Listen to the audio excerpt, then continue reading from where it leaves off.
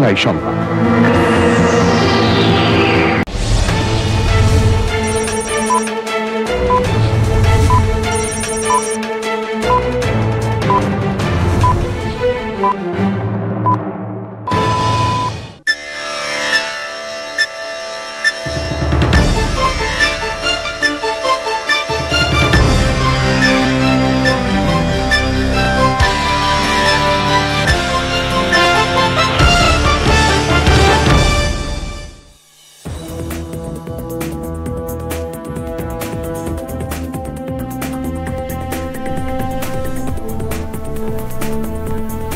আসসালামু আলাইকুম, আমন্ত্রণ জানাই সংবাদের সঙ্গে আছি হৃদয় হোসেন।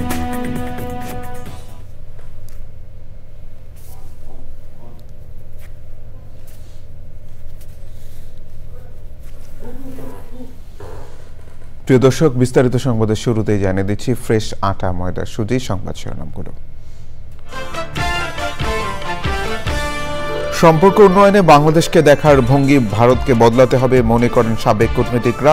কাঠামোগত পরিবর্তন মেনে নেওয়ার তাগিদ।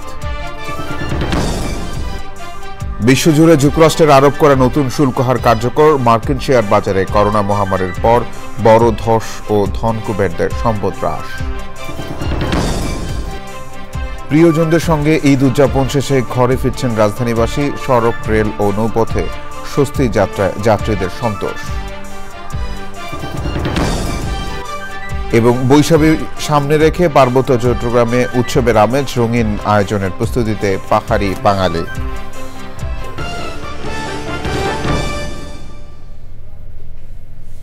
সংবাদ শিরোনামগুলো জানাচ্ছিলাম। এখনকার সংবাদ আয়োজন একই সঙ্গে চ্যানেল আই ইউটিউব চ্যানেল এবং চ্যানেল আই ওটিটি প্ল্যাটফর্ম আইস্ক্রিনের লাইভ স্ট্রিম হচ্ছে। প্রতিবেশী হিসেবে বাংলাদেশকে দেখার ভঙ্গি বদলে ফেলতে হবে ভারতকে, এমনটা মনে করেন সাবেক কূটনীতিক হুমায়ুন কবির।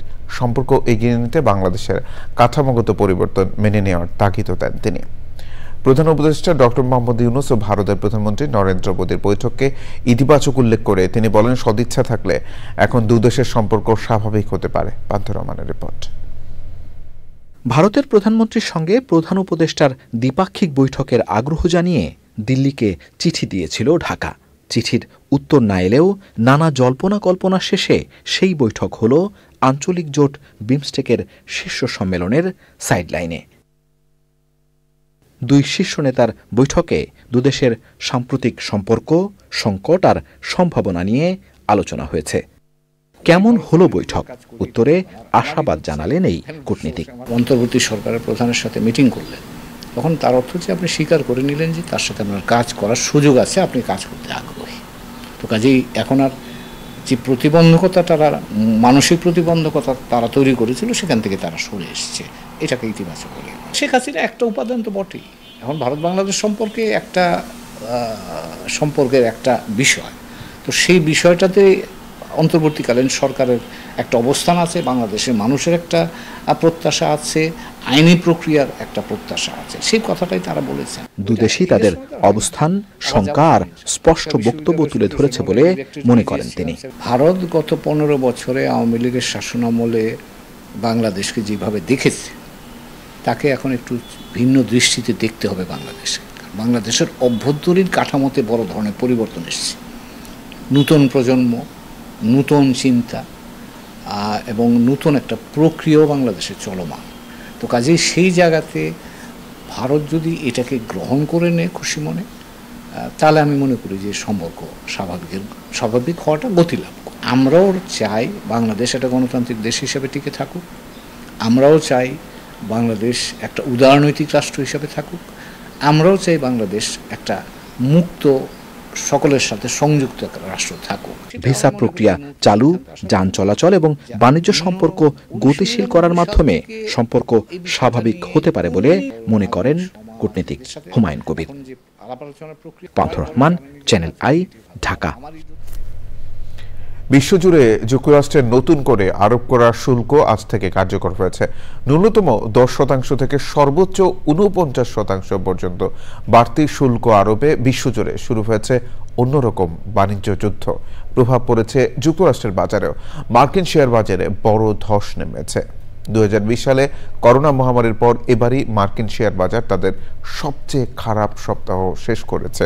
সম্পদ কমেছে শীর্ষ ধনকুবেরদের। সুদীপ্ত মাহমুদের রিপোর্ট। বিশ্বজুড়ে মার্কিন প্রেসিডেন্ট ডোনাল্ড ট্রাম্পের আরোপ করা নতুন শুল্কের চাপ পড়বে যুক্তরাষ্ট্রের জনগণের ওপরও। পোশাক থেকে শুরু করে কফি, সব কিছুতেই বাড়তি অর্থ গুনতে হতে পারে যুক্তরাষ্ট্রবাসীকে। পোশাকের ক্ষেত্রে ট্রাম্পের বাড়তি শুল্কের ধাক্কা লাগবে ভিয়েতনাম, চীন ও বাংলাদেশের মতো পোশাক রপ্তানিকারক দেশের ওপর, যার প্রভাব পড়বে যুক্তরাষ্ট্রের পোশাকের মার্কেটে। কফির জন্য যুক্তরাষ্ট্র প্রধানত ব্রাজিল ও কলম্বিয়ার ওপর নির্ভর করে। দেশ দুটির ওপর ন্যূনতম 10% শুল্ক আরোপ করেছেন প্রেসিডেন্ট ট্রাম্প। অলিভ অয়েল সহ অন্যান্য খাদ্যপণ্য আমদানির ওপরও শুল্ক আরোপ করা হয়েছে। জুতার ওপর আরোপ করা হয়েছে শুল্ক। ট্রাম্পের নতুন শুল্ক ঘোষণায় যুক্তরাষ্ট্রের বাজারে বাড়তে পারে অ্যালকোহল ও বিয়ারের দাম। মার্কিন প্রেসিডেন্ট ডোনাল্ড ট্রাম্পের পারস্পরিক শুল্ক আরোপের সিদ্ধান্তের পর বিশ্ব অর্থবাজারে বড় ধরনের ধাক্কা লেগেছে। এর প্রভাবে জাপান, ইউরোপ ও যুক্তরাষ্ট্রের শেয়ার বাজারে একদিনেই $3.5 ট্রিলিয়ন লোকসান হয়েছে। এশিয়ার শেয়ার বাজারেও পতনের ধারা অব্যাহত রয়েছে। ট্রাম্পের শুল্ক আরোপের পর বৈশ্বিক বাজারে চরম বিশৃঙ্খলায় বিশ্বের শীর্ষ 500 ধনী একদিনে মোট $20,800 কোটি সম্পদ খুইয়েছেন। সবচেয়ে বেশি সম্পদ হারিয়েছেন মার্কিন ধনকুবেররা। মেটা প্রধান মার্ক জাকারবার্গ ও অ্যামাজন প্রধান জেফ বেজোসের সম্পদ কমেছে সবচেয়ে বেশি। Sudipta Mahmud, channel I. প্রিয়জনদের সঙ্গে ঈদ উদযাপন করে ঘরে ফিরেছেন রাজধানীবাসী। তবে সড়কে নেই চিরাচরিত যানজট, রেলে নেই শিডিউল বিপর্যয়, লঞ্চ চলাচল স্বাভাবিক। ভোগান্তি না থাকায় স্বস্তিতে ফিরছেন নগরবাসী। এনামুল কবির রূপমের রিপোর্ট। ঈদ উদযাপন শেষে ঢাকামুখী যাত্রীদের নিয়ে বিভিন্ন জেলা থেকে দূরপাল্লার বাস আসছে রাজধানীতে। তবে অন্যবারের মতো নেই যাত্রীদের চাপ। আন্তনগর ট্রেনগুলোতে নেই অন্য ঈদের মতো যাত্রীদের উপচে পড়া ভিড়। স্বস্তির যাত্রায় তাই খুশি যাত্রীরা। ভালোভাবেই আসলাম, রংপুর থেকে আসলাম। এবার অনেক ভালো মতোই আমরা আসতে পারছি। আগের বারে যত সমস্যা হয়, ভোগান্তি হয়, এবার আমাদের কোনো ভোগান্তি হয় না। এবার মাশাআল্লাহ মোটামুটি ভালোই, আসা যাওয়াতে কোনো সমস্যা হয় নাই। যাত্রীদের চাপ মোটামুটি আছে, এখনো যাত্রীদের চাপ আছে। এবার মোটামুটি ভালো আছে, না খুব কোনো কষ্ট না, খুব একটা ভোগান্তি হয়নি। রংপুর এক্সপ্রেস ট্রেন ছাড়া সবগুলো আন্তনগর ট্রেন চলছে নির্ধারিত সময়ে। কোনোটা এই ইন্টু4-এর জন্য 5 মিনিট, মানে সামনে একটা ট্রেন গেছে, এটার ইন্টু4-এর জন্য 5 মিনিট বা 10 মিনিট বিলম্ব গেছে, কিন্তু এটা রাইট টাইম ধরা যায় ধরি আমরা। আর শুধু বুড়িমারি এবং রংপুর এক্সপ্রেস এই দুটো ট্রেন বিলম্ব। বরিশাল, ভোলা ও চাঁদপুর অঞ্চলের যাত্রীদের নিয়ে সদরঘাট টার্মিনালে ভিড়েছে লঞ্চ। তবে যাত্রীদের তেমন চাপ নেই। Enamul Kabir Rupam, channel I, Dhaka. প্রধান বিচারপতি সৈয়দ রেফাত আহমেদ বলেছেন, রাষ্ট্রের অন্যতম অঙ্গ হিসেবে বিচার বিভাগ নিজেদের সংস্কার কর্মসূচি নিজেরাই নির্ধারণ, বাস্তবায়নের ক্ষমতা ও কর্তৃত্ব গ্রহণ করেছে। বিচার বিভাগের স্বাধীনতা ও কাজের দক্ষতা বাড়াতে রংপুরে ইউএনডিপি আয়োজিত আঞ্চলিক সেমিনারে তিনি বলেন, বিচারিক সংস্কার শুধু বিভিন্ন খাতভিত্তিক সংস্কারের স্থায়িত্বের মূল চাবিকাঠি নয়, এটি নিজেই সংস্কার শব্দের প্রতীক হয়ে উঠেছে। বিচার বিভাগ ক্ষমতার পূর্ণ পৃথকীকরণের কাছাকাছি এসেছে উল্লেখ করে প্রধান বিচারপতি বলেন, এই সুযোগ নষ্ট হলে বিচার বিভাগের মর্যাদা, অখণ্ডতা ও প্রাসঙ্গিকতার জন্য চরম ক্ষতিকর হবে। সুপ্রিম কোর্টের হাইকোর্ট ডিভিশনের বিচারক জাফর আহমেদের সভাপতিত্বে সেমিনারে বক্তৃতা করেন British high commissioner Sara Cook. সেমিনারের রংপুর বিভাগের বিচারক ও পাবলিক প্রসিকিউটররাও অংশ নেন।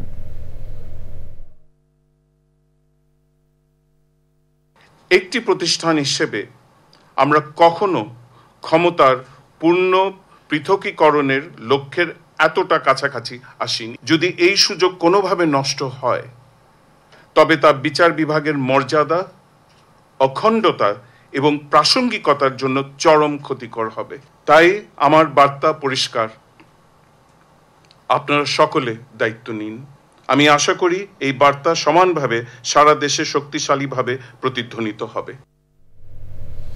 পার্বত্য চট্টগ্রামে ক্ষুদ্র নৃগোষ্ঠীর সবচেয়ে বড় আয়োজন বৈশাখী ঘিরে পাহাড়ে শুরু হয়েছে উৎসবের আমেজ। মূলত 12 এপ্রিল থেকে পাহাড়ে বৈশাখীর মূল উৎসব শুরু হলেও এপ্রিলের প্রথম থেকেই বৈশাখী মেলার মধ্য দিয়ে শুরু হয় আনুষ্ঠানিকতা। পাহাড়ি বাঙালি সকল সম্প্রদায়ের উপস্থিতিতে বৈশাখী উৎসবের প্রস্তুতি আরও রঙিন হয়ে উঠেছে। রাঙামাটি থেকে মনসুর আহমেদের পাঠানো তথ্য ভিডিওচিত্রে আল মুকসিদের রিপোর্ট।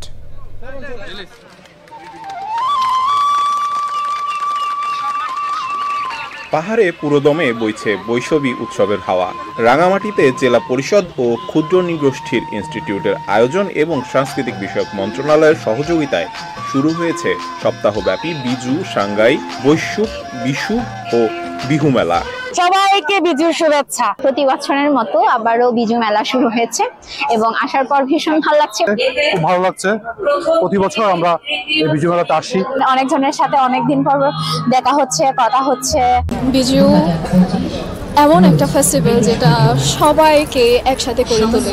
বছরের শেষ দিন বিদায় দিবে, এখানে তারা সবাই আসে। এখানে হচ্ছে যে কোনো ধরনের সামাজিক শ্রেণীকরণ থাকে না। বৈশাখী উৎসব পাহাড়ের শান্তি, সাম্য ও মৈত্রীর মেলবন্ধন সৃষ্টি করবে বলে প্রত্যাশা করছেন সবাই। নতুন বছর জন্য আমাদের জন্য বই নিয়ে আসে, বললাম কি শান্তি, সাম্য, মৈত্রী, এগুলো এইটাই আমাদের। এটা তো মেসেজটা আমরা এখন থেকে না, আমার ছোটবেলার থেকেই আমি দেখে আসছি এই মেসেজটা, আমরা এই বার্তাটা আমরা দিয়ে আসছি এই উৎসবের মাধ্যমে। মেলায় পার্বত্য চট্টগ্রামের বসবাসরত সকল সম্প্রদায়ের ঐতিহ্য ও সংস্কৃতি তুলে ধরার পাশাপাশি প্রতিদিনই বিভিন্ন ধরনের আয়োজন থাকছে বলে জানান জেলা পরিষদ চেয়ারম্যান। বিভিন্ন সম্প্রদায়, চাকমা, মারমা, ত্রিপুরা, পাঙ্কু, বোম, সব উপজাতির এখানে আমরা সংস্কৃতির ফুটে তোলার ব্যবস্থা করেছি।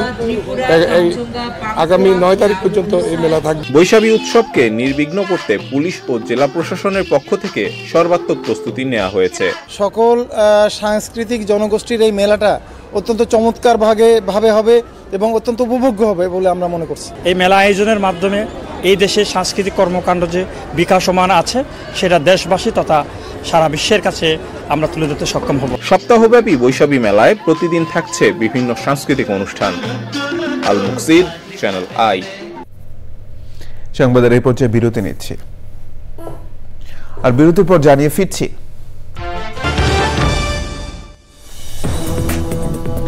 বিরতির পর আবারও আমন্ত্রণ জানাই সংবাদে। স্বরাষ্ট্র উপদেষ্টা অবসরপ্রাপ্ত লেফটেন্যান্ট জেনারেল মোহাম্মদ জাহাঙ্গীর আলম চৌধুরী বলেছেন, বাংলাদেশের মতো ধর্মীয় ও সাম্প্রদায়িক সম্প্রীতি পৃথিবীর আর কোথাও নেই। নারায়ণগঞ্জে লাঙ্গলবন্দে সনাতন ধর্মাবলম্বীদের মহা অষ্টমী স্নানোৎসব পরিদর্শন করে তিনি বলেছেন, দেশে হিন্দু, মুসলমান, বৌদ্ধ, খ্রিস্টান কোনো ভেদাভেদ নেই, এখানে সবাই বাংলাদেশি। সে সময় আরও ছিলেন ঢাকা বিভাগীয় কমিশনার শরফ উদ্দিন আহমদ চৌধুরী, ঢাকা রেঞ্জের পুলিশের ডিআইজি আওলাদ হোসেন, জেলা প্রশাসক মোহাম্মদ জাহিদুল ইসলাম মিয়া, পুলিশ সুপার প্রত্যুষ কুমার মজুমদার সহ অনেকে। স্নানোৎসবে আসা পুণ্যার্থীদের নিরাপত্তায় পুলিশ, র্যাব ও সেনা সদস্য মোতায়েন করা হয়েছে। এছাড়া কুড়িগ্রামের চিলমারির ব্রহ্মপুত্র নদে অষ্টমীর স্নান চলছে। সেখানে স্নানের লগ্ন ভোর 5টা থেকে বিকেল 4টা পর্যন্ত। নিশ্চিদ্র নিরাপত্তা বেষ্টনের মধ্যে লাখো পুণ্যার্থীর ভিড়ে মুখর ব্রহ্মপুত্র পাড়। সম্প্রদায় সম্প্রীতি সব সময় আছে। বাংলাদেশের মতো এত সম্প্রদায় সম্প্রীতি কোথাও নাই। এখানকার যত সম্প্রদায় সম্প্রীতি আছে, আপনি অন্যান্য আশেপাশে দেখেন কিভাবে কি ঘটে। আমাদের দেখেন এখানে আমাদের হিন্দু, মুসলমান, বৌদ্ধ, খ্রিস্টান সব ভাই বোনেরা কিন্তু একসাথে আসছে।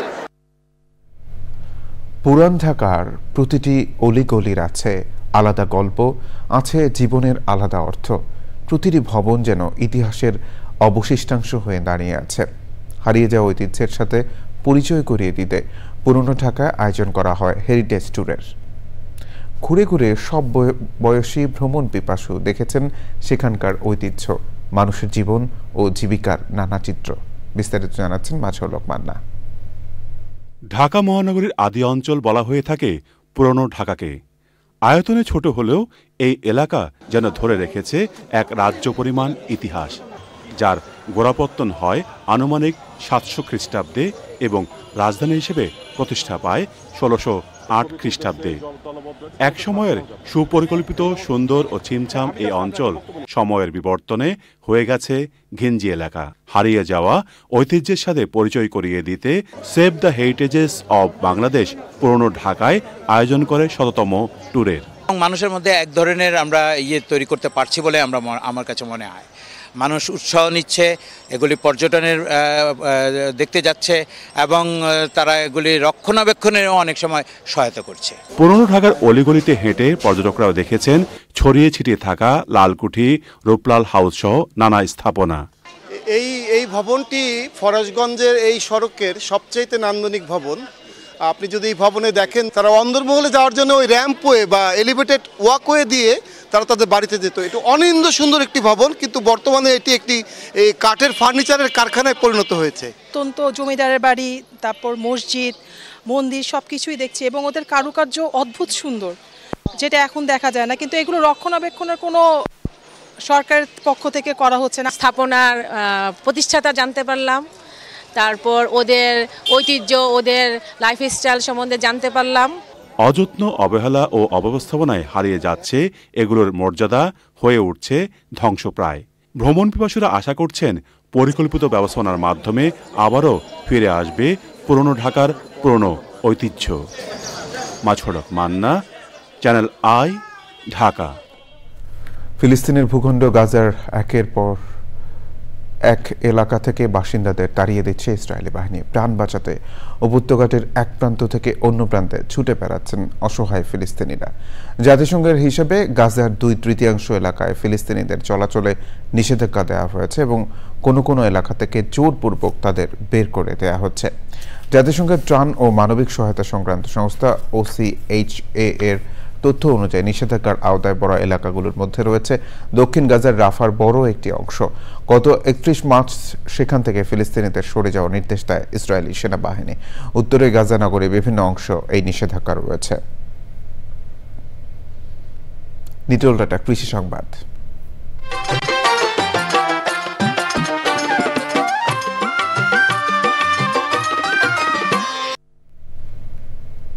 সাতক্ষীরার আশাশুনি উপজেলার আনুলিয়া ইউনিয়নের সম্প্রতি খোলপেটুয়া নদীর বেড়িবাঁধ ভেঙে প্লাবিত হওয়ায় কৃষি এবং মাছের ঘেরের ব্যাপক ক্ষতি হয়েছে। নষ্ট হয়ে গেছে আধা পাকা ধান, ক্ষেতের সবজি, ভেসে গেছে ঘেরের বাগদা চিংড়ি সহ অন্যান্য প্রজাতির সাদা মাছ। সাতক্ষীরা থেকে আবুল কালাম আজাদের পাঠানো তথ্য ভিডিওচিত্রে আল-মুকসিদের রিপোর্ট। গত 31 মার্চ সকাল 9টার দিকে এলাকার মানুষ যখন ঈদগাহে নামাজরত, ঠিক সে সময় খোলপেটুয়া নদীর বেড়িবাঁধের প্রায় 150 ফুট ধসে নদী গর্ভে বিলীন হয়ে যায়। নদীর লবণাক্ত পানি ঢুকে পড়ে ফসলের ক্ষেতে, মাছের ঘের সহ লোকালয়ে। গত কয়েকদিনে পর্যায়ক্রমে 11টি গ্রাম প্লাবিত হয়। 2 লক্ষ টাকার মতন এই ধান আমার নষ্ট হয়ে গেছে, মাছ সহ। আমার ধান লাগানো ছিল 4.5 বিঘা জমিতে, তা সব নষ্ট হয়ে গেছে।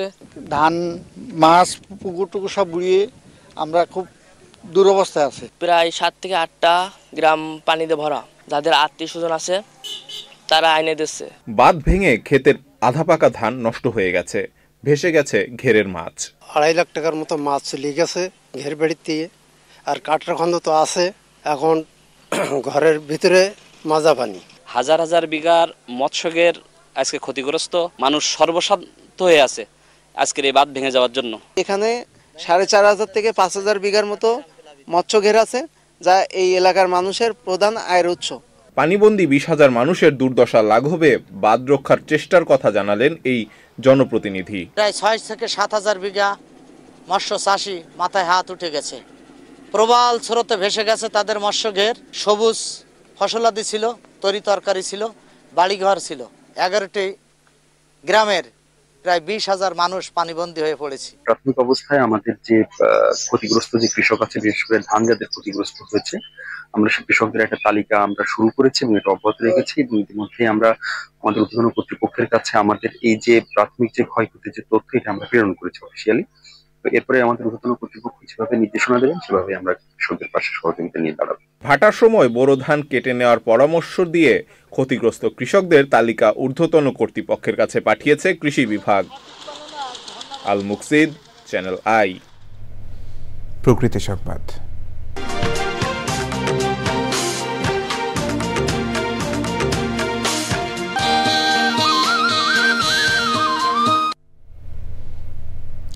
বঙ্গোপসাগরের সুনীল অর্থনীতির সম্ভাবনা কাজে লাগাতে ২৬টি সেক্টর শনাক্ত করেছে সরকার। সমুদ্রের পরিবেশ প্রতিবেশ ঠিক রেখে সুনীল অর্থনীতির জন্য গবেষণা ও বিনিয়োগ বাড়ানো এবং সংশ্লিষ্ট সব মহলের সমন্বিত অংশগ্রহণের তাগিদ দিয়েছেন বিশেষজ্ঞরা।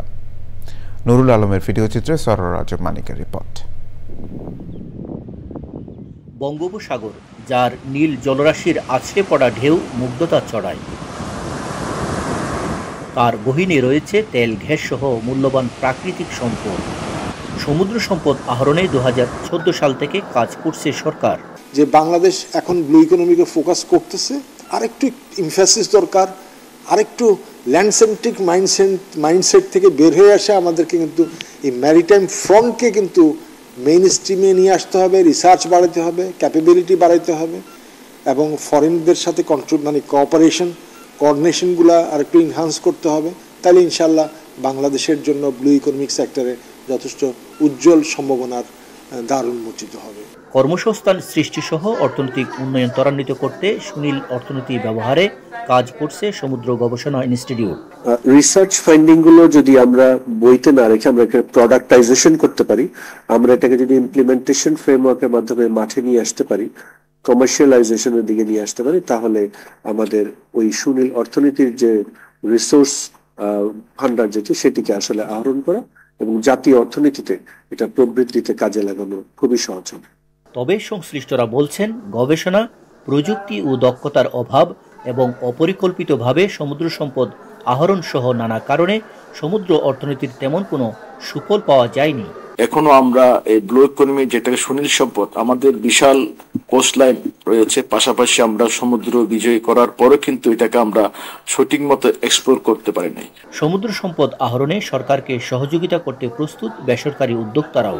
সরকার প্লাস আমরা যারা উদ্যোক্তা আছি তাদের সমন্বয়, দুইটাই যদি সমন্বয় হয় তাহলে এটা কাজটা করা সম্ভব। সরকার একাও পারবে না, আমরাও একা পারবো না। সুনীল অর্থনীতি ব্যবহারে যথাযথ পরিকল্পনার পাশাপাশি সমুদ্রের পরিবেশ ও জীববৈচিত্র্য সংরক্ষণের তাগিদ দিয়েছেন পরিবেশবাদীরা। অনেক সম্ভাবনা রয়েছে এই বে অফ বেঙ্গলে। সুনীল অর্থনীতির মাধ্যমে এই সম্ভাবনাগুলোকে কাজে লাগিয়ে বাংলাদেশ অর্থনৈতিকভাবে অনেক দূর এগিয়ে যেতে পারে বলে মনে করছেন সংশ্লিষ্টরা। সররাজ মানিক, চ্যানেল আই, কক্সবাজার সৈকত। এবার খেলার খবর।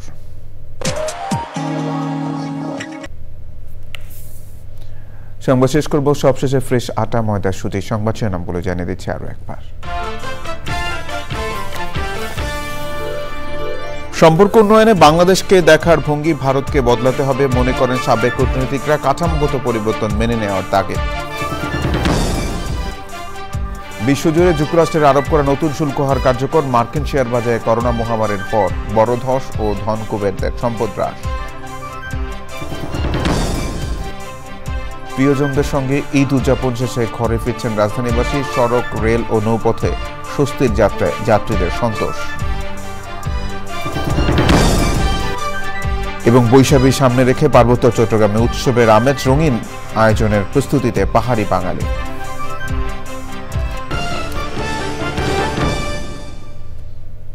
এই ছিল সংবাদ আয়োজন। ধন্যবাদ সবাইকে।